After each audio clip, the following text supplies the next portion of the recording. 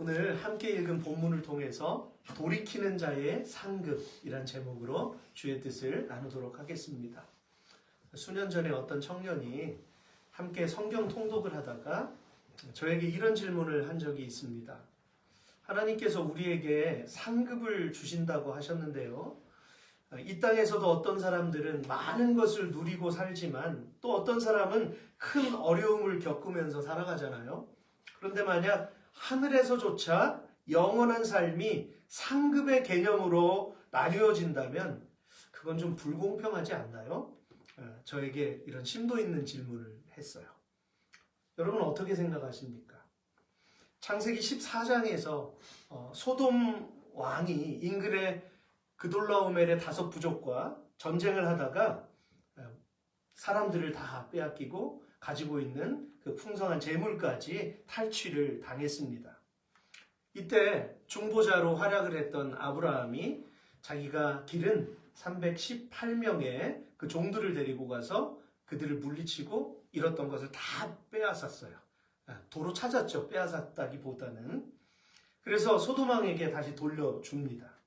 이때 소돔왕이 그 답례로 사람들은 내가 다 가져가지만 도로 데려가지만 여기서 취한 물건은 당신이 다 가지시오 라고 아브라함에게 이렇게 답례로 하사하려고 하죠. 그러나 아브라함은 여호와 앞에서 맹세하면서 이렇게 대답하는 걸 볼 수 있습니다. 창세기 14장 23절에 내 말이 내가 아브라함으로 치부하게 하였다 할까 하여 내게 속한 것은 실 한 오락이나 들매끈 한 가닥도 내가 가지지 아니하리라. 이렇게 말을 합니다. 여러분 여기에서 치부하게 하였다라는 말은요. 재산을 크게 불린다라는 말입니다. 그러니까 나중에라도 소돔왕이 막 사람들한테 이야기할 거 아니에요. 이러이러했는데 내가 이렇게 했다. 그래서 소돔왕이 재물을 주었기 때문에 아브라함이 이렇게 부자가 되었다라는 말을 듣지 않겠다는 거예요. 내가 가진 모든 것은 하나님께로부터 왔다라고 자기는 고백하기 원한다는 것이죠. 자신이 가진 삶의 모든 성공이나 열매들이 하나님께로 온 것임을 고백하였던 것입니다. 그런데 하나님께서 그 마음을 아셨어요. 우리 중심을 살피시는 하나님께서 다 그것을 헤아리십니다. 그래서 바로 다음 장인 창세기 15장 1절 보시면요. 이후에 여호와의 말씀이 환상 중에 아브라함에게 임하여 이르시되 아브라함아 두려워하지 말라. 나는 내 방패요 너의 큰 뭐라고요? 상급이니라. 상급이 무엇이라고요? 바로 하나님 자신이 아브라함에게 상급이 되신다라고 하는 것입니다. 당시 구약 성경에서 상급은 사카르라는 말로서 일한 대가로 받는 샐러리나 또 리워드 이런 것을 이야기합니다. 하지만 여기에서는 단순한 물질을 말씀하신 것이 아니고요. 사람이 하나님께 순종함으로써 받는 보상, 그것을 가리켰고 때로는 미래적이고 영원한 차원에서 주어질 그 상급을 의미합니다. 그 상급은 하나님과 함께하는 것, 하나님과 함께 누리는 것, 교제하는 것, 이 모든 것이 상급인 거예요. 사람의 가치는 늘 물질에 머물러 있잖아요. 권력에 머물러 있고요. 그런데 우리의 상급은 하나님과 영원토록 동행하는 것인 줄로 믿습니다. 그 청년이 이해를 했어요. 세상이 어떻습니까? 물질과 권력에 큰 의미를 두는 나머지 이제는 양심이나 부끄러움조차 느끼지 않는 이 사람들의 공공연한 모습을 목격하고 있고요. 또 반면에 재산이나 가진 것을 잃어버릴 때 그 상황을 이겨내지 못하고 가장 귀중한 가치인 생명을 스스로 포기하는 이런 사람들의 어리석은 모습도 너무나 자주 볼 수 있다라고 하는 거예요. 시간이 지나도 변화가 없고 패역했던 이스라엘의 모습은 결국엔 거룩한 성 예루살렘을 온갖 음모와 배도가 난무하는 강도의 소굴로 만들었고요. 그래서 그 결과로 말미암아 멸망당해야 했습니다. 그러나 예수님은 그 멸망당할 예루살렘 성을 바라보시면서 이렇게 말씀하셨어요. 예수님은 예루살렘에 가까이 오셔서 그 도시를 바라보고 우시면서 이렇게 말씀하셨다. 너도 오늘날 너에게 평화를 가져다 주는 것이 무엇인지 알았더라면 좋았을 텐데. 그러나 지금 그것이 너에게 숨겨져 있구나. 내 원수들이 너를 향해 뚝을 쌓고 사방으로 너를 포위하여 너와 내 자녀들을 완전히 멸망시키고 돌 하나도 그대로 남겨두지 않을 때가 올 것이다. 이것은 하나님이 너에게 찾아온 때를 내가 알지 못했기 때문이다. 누구를 알지 못했다고요? 예수 그리스도. 우리에게 친히 오신 예수 그리스도를 알지 못하고 배격하고 여전히 악한 길로 행했을 때 AD 70년경에 로마에 의해서 멸망당하고 말죠. 예수님은 그것을 미리 말씀하셨던 것입니다. 그래서 죽어갈 수밖에 없는 이스라엘 백성들을 보고 우셨던 것이죠. 즉 이스라엘 백성들은 영적인 눈이 가리워져서 진정한 평화가 무엇인지 알지 못했다는 말씀이고요. 곧 멸망의 어두움이 드리워지는데도 불구하고 회개하지 못하는 어리석음을 안타까워하셨던 것입니다. 그들은 어떻게 해야 했을까요? 그 악한 길에서 떠나서 돌이켰어야죠. 하나님께서는 역대하 7장 14절에서 분명히 말씀하신 바 있습니다. 함께 읽겠습니다. 시작. 내 이름으로 일컫는 내 백성이 그들의 악한 길에서 떠나 스스로 겸비하고 기도하여 내 얼굴을 구하면 내가 하늘에서 듣고 그들의 죄를 사하고 그들의 땅을 고칠지라. 아멘. 하나님 분명히 듣고 계신답니다. 이 시간에도 우리가 드리는 예배, 우리가 기쁨으로 올려드리는 찬양 다 보고 계세요. 할렐루야. 여러분 지금 한국의 상황이 굉장히 막 극으로 치닫는 것을 볼 수 있잖아요. 이게 사실이야? 라고 믿겨지지 않을 정도로 굉장히 극단적인 또는 어리석은 모습들, 어린아이들도 다 깨닫는 그 이치들을 이 어른들은 무시하거나 또 그것을 알면서도 묵인하는 이러한 이상한 기이한 현상들을 우리가 바라볼 수 있죠. 여러분 멸망길을 자처하는 것은 인간의 이기심과 끝없는 욕심 때문임을 성경은 분명히 말씀하고 있습니다. 그리고 이런 위험성은 누구에게나 있는 것이고요. 오늘 본문에서 말씀하고 있는 야곱 역시 그럴 위기에 놓여 있었습니다. 왜냐하면 그는 사냥터에서 돌아온 에서에게 장자의 권리를 무엇으로 샀습니까? 죽 한 그릇으로. 그걸 시도했다는 것 자체가 우스운 일 아닌가요? 그죠? 너무나 유치하고요. 그런데 여러분, 이 마다들은요, 이미 세상에 첫 번째로 태어난 사람이에요. 근데 그 사람에게 이제부터 내가 형이야. 이거 팔았으니까, 이걸 주고 샀으니까 내가 형이야. 네 권리는 이제 다 내 거다. 라고 말하는 것이 얼마나 고집스러운 일인가요? 그리고 그 헛된 야망이 커지다 보니까 결국은 이제 나이가 많아서 앞을 볼 수 없었던 그 이삭마저 속이고 아버지를 속인 거예요. 엄청난 죄악을 행한 것입니다. 장자의 축복을 받아버리고 말았죠. 이삭은 결국 그 사실을 알아버렸지만 이미 엎질러진 물을 어떻게 하겠어요. 그리고 28장 2절을 보시면 오히려 삼촌 라반의 집에 있던 밧다나람으로 야곱을 보냅니다. 메소포타미아에 있는 너의 외할아버지 부두엘의 집으로 가서 너의 외삼촌 라반의 딸 중 하나와 결혼하여라. 여러분 그렇다면 이삭은 어째서 이런 결정을 한 것일까요? 그는 자신의 생각보다 그리고 자신이 가지고 있던 가치관보다 상황을 그렇게 이끌어 가시는 하나님의 섭리를 깨달았던 것입니다.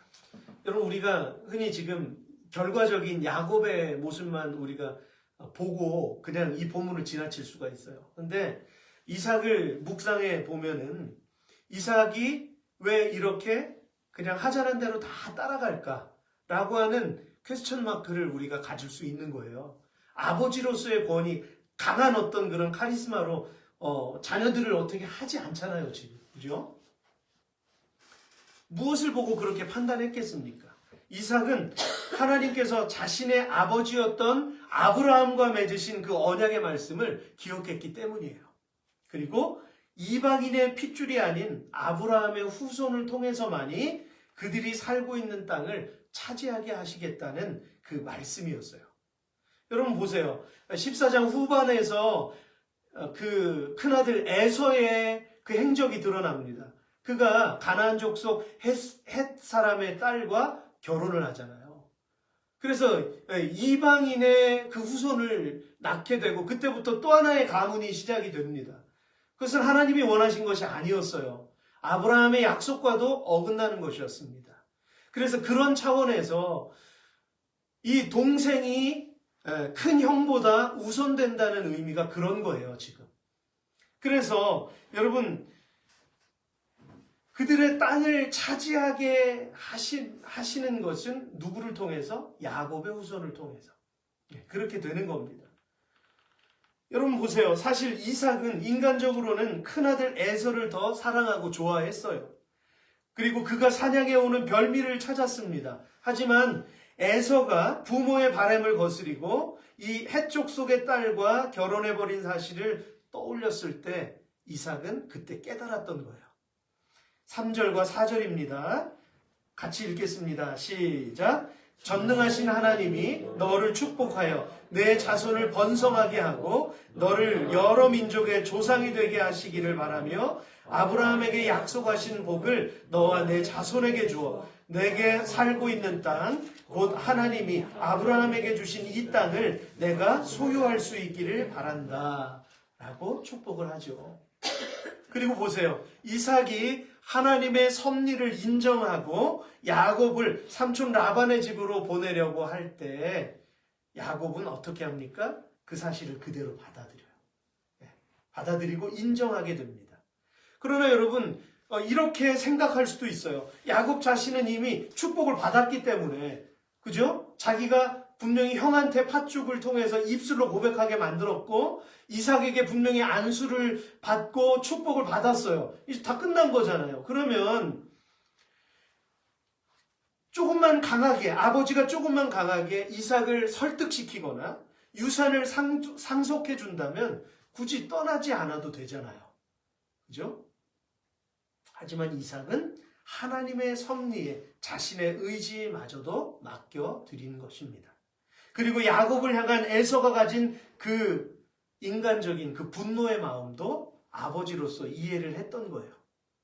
그래서 부딪히게 하기를 원하지 않았고 분리시켜서 야곱을 저 멀리 보냈던 것입니다.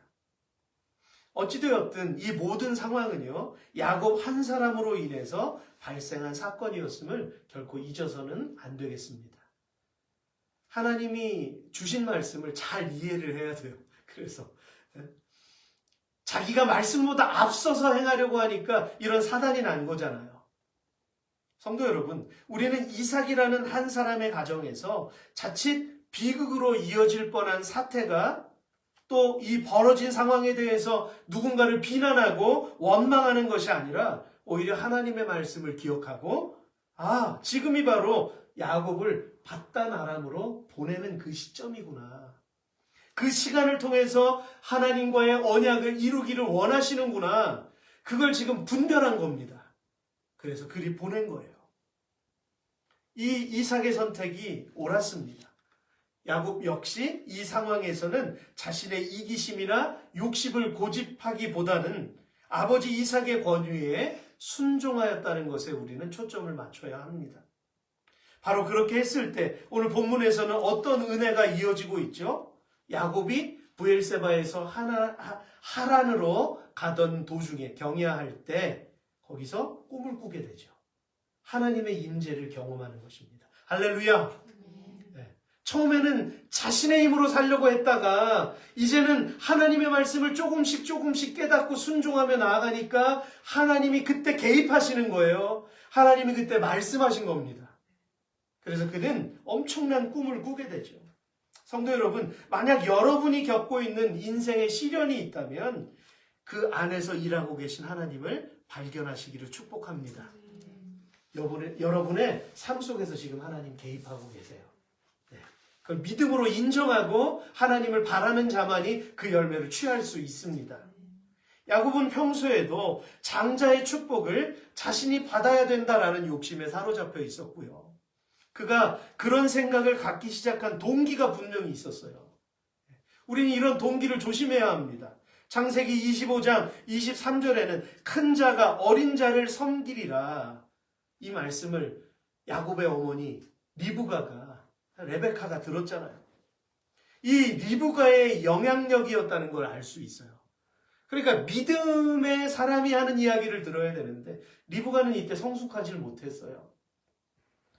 하지만 결국 야곱 스스로는 잘못된 길로 들어선 자신을 바꿀 수 없다는 것을 그가 깨닫죠.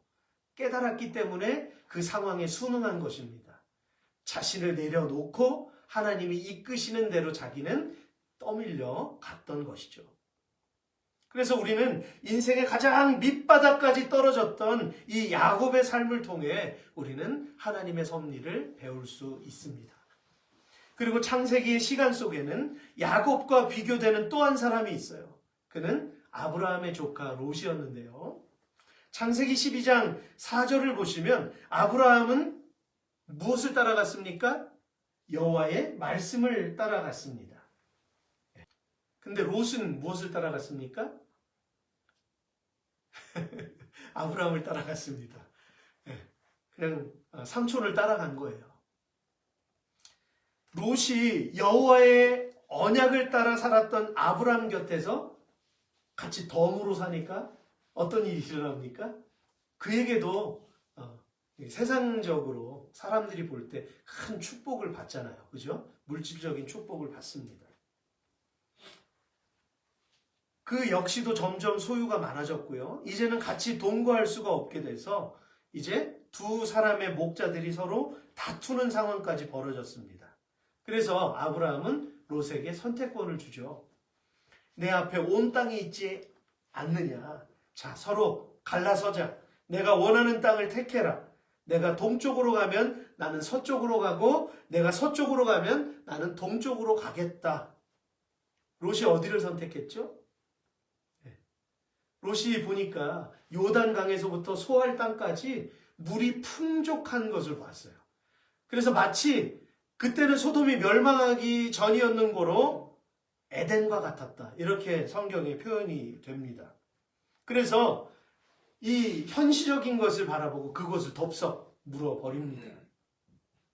하지만 세월이 지나면서 롯은 자신이 선택한 일을 뼈저리게 후회하게 되죠. 롯의 모습을 통해서 그가 잃어버린 것이 무엇입니까? 그는 먼저 하나님께 물었어야 됐어요. 아브라함을 따라서 그토록 오랜 시간을 살았다면 아브라함이 하나님께 예배하는 모습도 봤을 것이고 하나님과 교제하는 그의 믿음의 모습을 그도 옆에서 봤을 텐데 그는 이러한 것들을 인간적으로만 해석을 하고 그의 믿음은 전혀 변화가 없었다라고 하는 거죠. 여기서 그냥 인간적인 선택을 해버리고 맙니다. 그것이 바로 소돔이죠. 특별히 창세기 13장 13절에서는 이렇게 표현하고 있습니다. 같이 읽겠습니다. 시작. 소돔 사람은 여호와 앞에 악하며 큰 죄인이었더라. 여러분, 그들은 동성애나 그들은 성적인 수많은 문란한 죄악들을 진 것을 포함해서 여러 가지 세상의 모든 죄악들을 함께 범했다라고 하는 거예요. 그래서 이 표현이 정말 중요합니다. 여호와 앞에.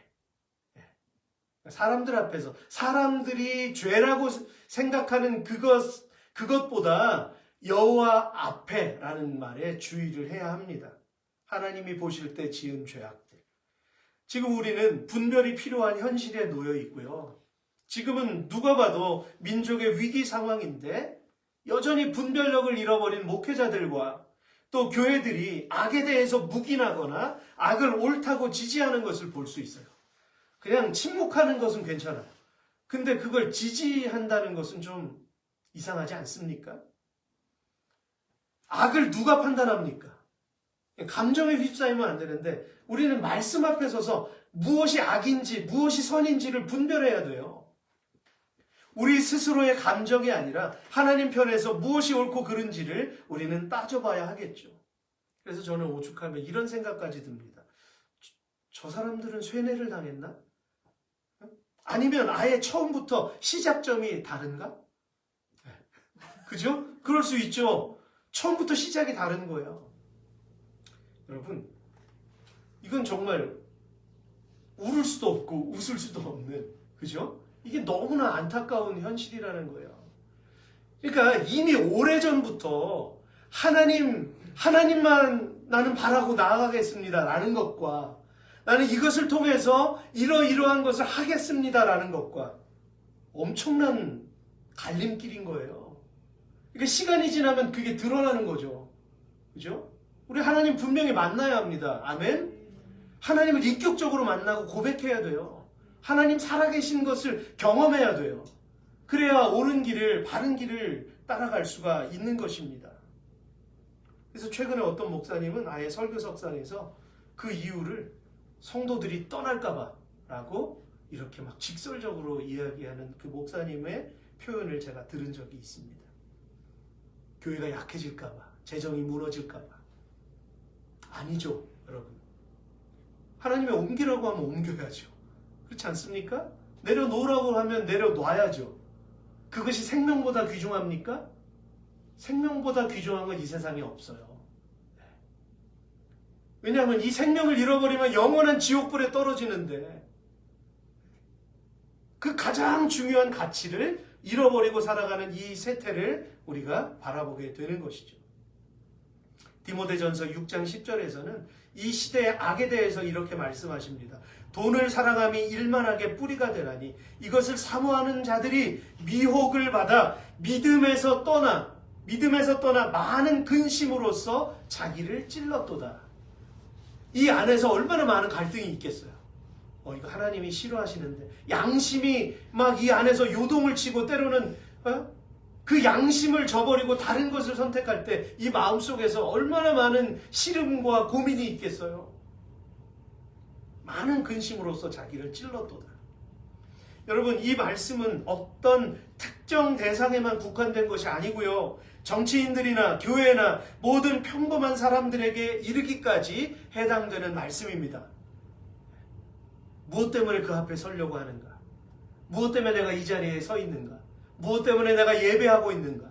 무엇 때문에 내가 이 직업을 가지고 살아가고 있는가?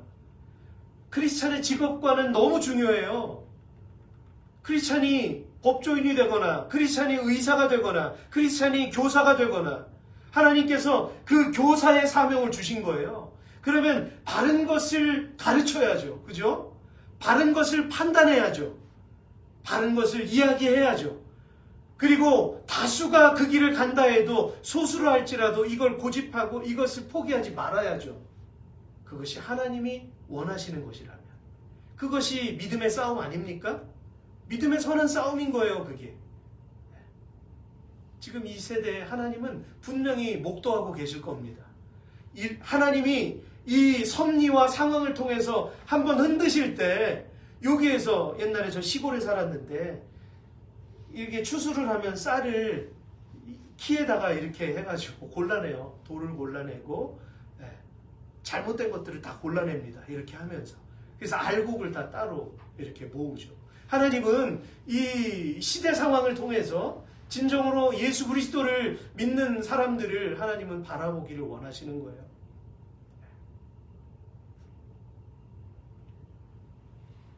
교회가 성도들을 일깨워야 할 때는 모든 것이 평안할 때가 아니고요. 안전하다라고 생각할 때가 아니고요. 이렇게 어려움과 환난의 위기가 고조될 때인 줄로 압니다. 제가 지난번에 말씀드렸죠. 누구의 편이 아니라 진리가 훼손되는 그 위기에 처해진다고 하면 우리는 교회적인 관점으로 정치를 바라봐야 되는 거예요. 막 사람들이 극우, 극좌 막 이렇게 막 나누잖아요. 근데 그거는 편향된 그 뉴스들이 막 이렇게 만드는 거잖아요. 편을 가르게 만드는 거잖아요.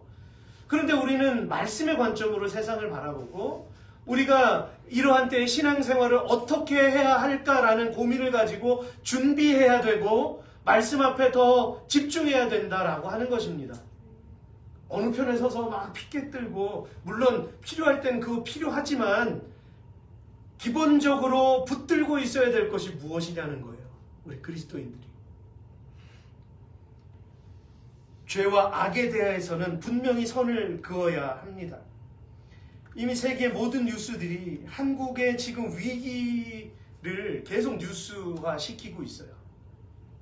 잘못된 사람이 그 앞에 서면 이 나라의 근본적인 근간이 흔들릴 수밖에 없다라는 것을 외신들은 다 그것을 계속 지적을 하고 있습니다. 그런데 정작 그 안에서 살아가는 사람들의 눈이 가리워져 있어요. 가리워져 있으니까 듣지 않으려고 하니까 온전한 것을 듣지 못하고 분별하지 못하는 그런 교회의 위기를 우리가 직면하고 있습니다. 사도 바울은 갈라디아서 1장 10절에서 분명히 선포하고 있어요. 이제 내가 사람들에게 좋게 하랴, 하나님께 좋게 하랴, 사람들에게 기쁨을 구하랴. 내가 지금까지 사람들의 기쁨을 구하였다면 그리스도의 종이 아니니라. 사도 바울이 왜 목숨을 걸었나요? 하나님이 가장 존귀한 분이기 때문에 목숨을 걸었잖아요. 그래서 하나님의 기쁨을 위해서 그렇게 죽기까지 복종한 것 아닙니까? 선교여행을 3차나 다니면서 그 노쇠한 몸으로 감옥 안에서 서신서를 쓰면서 의사였던 누구의 보필을 받으면서까지 끝까지 복음을 놓지 않았던 이유가 무엇입니까? 하나님의 기쁨을 위해서.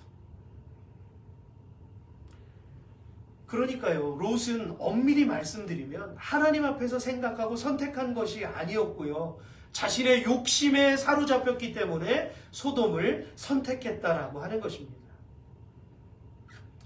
오늘 저는 여러분에게 야곱과 롯의 선택, 그리고 그 결과에 관한 말씀을 지금 전하고 있는데요.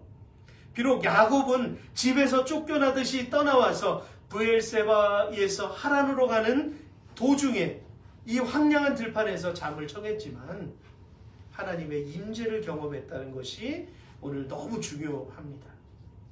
그는 한 돌을 베개 삼고 잠을 잘 때에 하늘로 향한 사다리를 보았어요. 천사들이 오르락내리락 하는 것을 그는 보고 그는 너무 놀라워했죠. 그리고 하나님의 음성을 들은 부분이 중요합니다.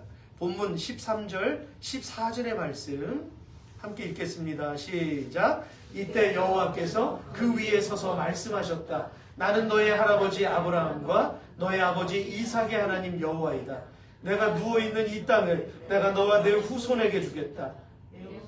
땅의 티끌처럼 많아 동서남북으로 사방 흩어져 살 것이며 세상의 모든 민족이 너와 내 후손을 통해 아멘. 아멘.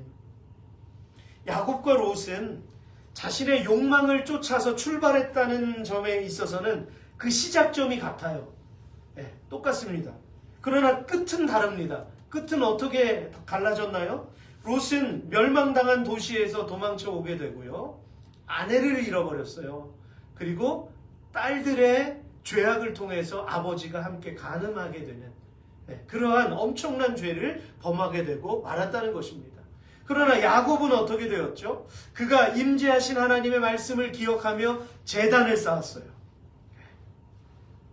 여호와께서 과연 여기 계시거늘 내가 알지 못하였도다. 두렵도다 이곳이요, 이것은 다름 아닌 하나님의 집이요, 이는 하늘의 문이로다. 아멘. 지난주에도 베델에 대해서 언급했잖아요. 이렇게 중요한 역사적 인물들이 전부 어디에 서 있었습니까? 베델에 서 있었어요. 하나님은 상징적으로 그것을 드러내신 것입니다. 하나님의 약속을 상기시킨 것입니다. 그는 돌을 가져다가 기둥으로 세우고 기름을 붓습니다. 그리고 그곳 이름을 베델, 하나님의 집이라고 명명합니다. 무엇이 다른 것입니까? 한 사람은 하나님의 뜻에 관심이 없었고요, 한 사람은 하나님의 음성을 듣고 하나님 앞에서 믿음을 다짐하였다는 것입니다. 우리는 후자가 되기를 원합니다. 우리는 야곱과 같이 되기를 원합니다. 내 연약함을 인정하고 야곱의 그 못된 성품을 나도 가지고 있음을 하나님 앞에 시인하고, 그렇지만 하나님 나를 변화시켜 주세요. 하나님 나는 변화된 야곱이 되고 싶습니다. 새로운 이름을 받잖아요. 이스라엘이라는 이름을. 그죠? 사랑하는 성도 여러분, 야곱은 하나님께로 돌이키는 방향을 선택하였습니다. 그리고 여호와의 분명한 말씀을 기억했고요. 훗날 그는 그 말씀이 바로 자신에게 주셨던 상급임을, 그에게 주신 상급임을 깨닫게 되었던 것입니다. 본문 15절 우리 같이 읽을까요? 시작. 내가 너와 함께하여 내가 어디로 가든지 너를 지킬 것이며 너를 다시 이 땅으로 돌아오게 하겠다. 내가 너에게 약속한 것을 다 이행할 때까지는 너를 떠나지 않을 것이다. 아멘. 약속한 것을 다 이행할 때 하나님 같이 하신다는 겁니다. 우리가 말씀대로 살아가면 우리와 함께 하신다는 약속입니다. 아멘. 내가 물질을 조금 손해보더라도, 내가 관계적인 부분에서 왕따를 당하거나 소외를 당한다 할지라도 내가 바른 길을 걷고 있다라고 한다면 여러분 인내하시고 하나님께서 이루실 그 순간을 기다리시기를 바랍니다. 하나님께서 분명히 이루십니다. 이렇게 변화무쌍한 세태 속에서 결단코 하나님을 버리거나 놓치지 않는 저와 여러분이 되어야 하죠. 여러분이 이제까지 살면서 무엇을 상급으로 생각하셨습니까? 여러분 이제까지 무엇으로 상급을 여기며 그 상급을 위해서 기도하고 살아오셨습니까? 오늘 우리에게 상급은 하나님 자체입니다. 하나님이 우리와 함께 하시는 것이 우리의 상급인 줄로 믿습니다.